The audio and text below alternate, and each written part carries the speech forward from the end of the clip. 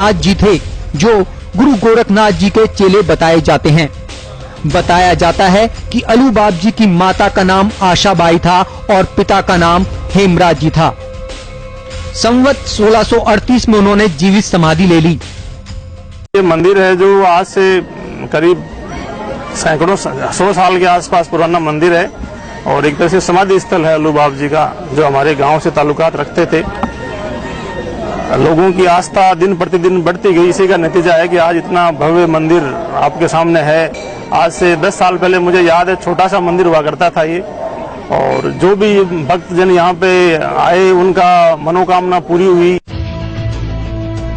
अलूबाब जी ने जहाँ समाधि ली उस जगह को भक्तों ने पूजना शुरू कर दिया।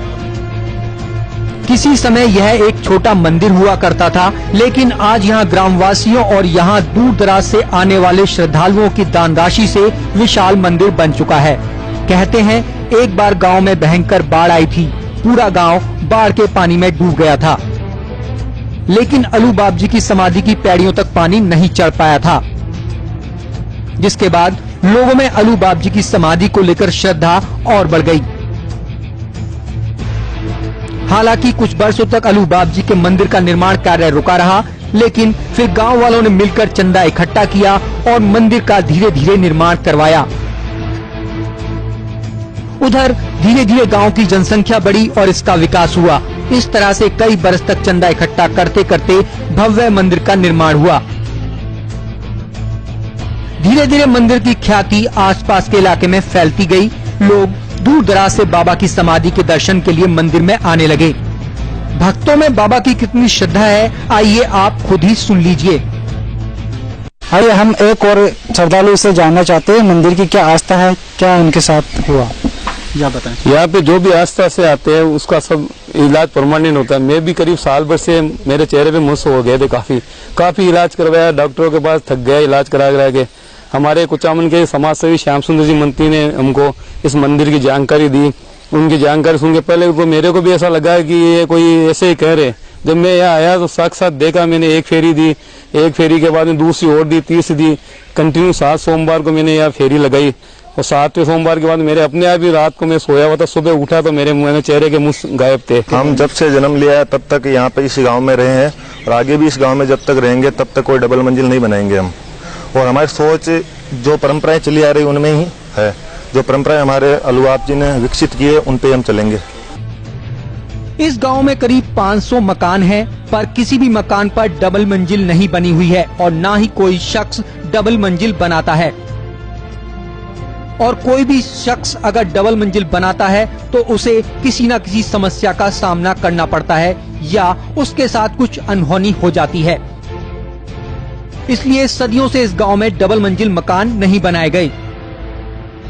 ग्रामीणों का मानना है कि गांव तो गांव, अगर गांव का कोई इंसान गांव से दूर जाकर भी एक मंजिल से ज्यादा ऊंचा मकान बनाता है तो वहां भी उसे बाबा के आदेश की अवहेलना करने का दंड भुगतना पड़ता है। क्या क्या अनहोनी हुई है बाबा की अवज्ञा करने वालों के साथ, आइए गांव के एक निवासी से जानें। 3 वर्ष से कार्यक्रम किया जाता है। इसमें हमारे सभी गांव के ग्रामवासी मिलकर के सामूहिक रूप से चंदा इकट्ठा करके और हर त्रिवर्षीय भंडारा है ये अल्लू जी महाराज का। 20 क्विंटल आटे की प्रति 30 वर्ष की जाती है ये प्रसादी। गांव में केवल एक मंजिला इमारत या घर का ही प्रचलन नहीं है, बल्कि यहाँ छतों पर चारपाई डालकर सोना भी गलत माना जाता है। यहाँ के लोग छतों पर बगैर चारपाई के सोते हैं, उन्हें छतों पर दरी या गद्दा बिछाकर सोना पड़ता है। अगर कोई ऐसा नहीं करता तो उसे बाबा का प्रकोप सहन करना पड़ सकता है। हम एक ऐसे देश में रहते हैं जो विभिन्नताओं का देश भी कहा जाता है। आज हम नागौर जिले के जसराना गांव में मौजूद है और इस गांव की जो मान्यता है कि एक मंजिल से 2 मंजिली इमारत नहीं बन सकती, तो आइए हम इस गांव की क्या मान्यता है उस गांव के बुजुर्गों से जानने की कोशिश।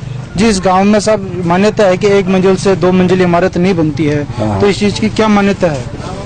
इसकी मान्यता यह है सब आपजी महाराज का कहा हुआ है कि मेरा ये जो मंदिर है ये एक मंजिला है, तो गांव में कोई भी 2 मंजिला मकान नहीं बना सकता, बनाता है तो वो नुकसान उठाता है। इसलिए दो मंजिला मकान नहीं बनाते। जी आप अपना नाम बताएं।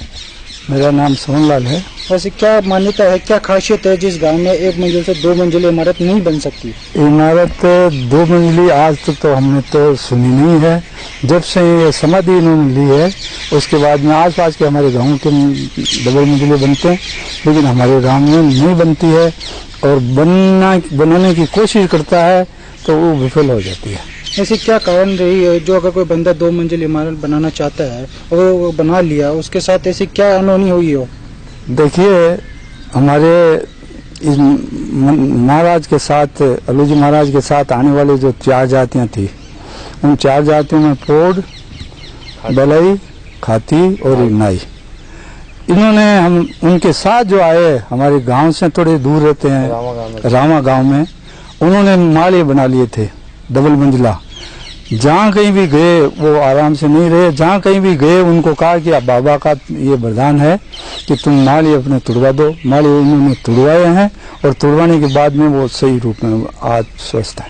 फिलहाल हम रुक करते हैं गांव के निवासियों से। गांव के निवासियों से हम ये जानना चाहते हैं आखिरकार ये क्या समस्या है, क्या प्रथा है जो एक मंजिल से 2 मंजिल इमारत नहीं बनाई जा सकती, जो ग्रामीणों से हम जानना चाहते हैं। हम तो जन्म से शुरू से हमारे जो बुजुर्ग लोग हैं उनसे यही सुनते आ रहे हैं कि भाई गांव में अल्लू बाप जी के जो मंदिर है इस पर जब तक डबल मंजिल नहीं बनेगी तब तक गांव में कोई भी डबल मंजिल नहीं बना सकता। और इस बाबा की आस्था के अनुसार हम तो मतलब जब से पैदा हुए यही सुनते आ रहे हैं, तो गांव में कोई भी डबल मंजिल नहीं बना रहा है। 450 वर्षों से यही परंपरा चली आ रही है। DC Gaur, India News, Rajasthan, Nagaur. हमारी खास पेशकश में वक्त हो चला एक छोटे से ब्रेक का।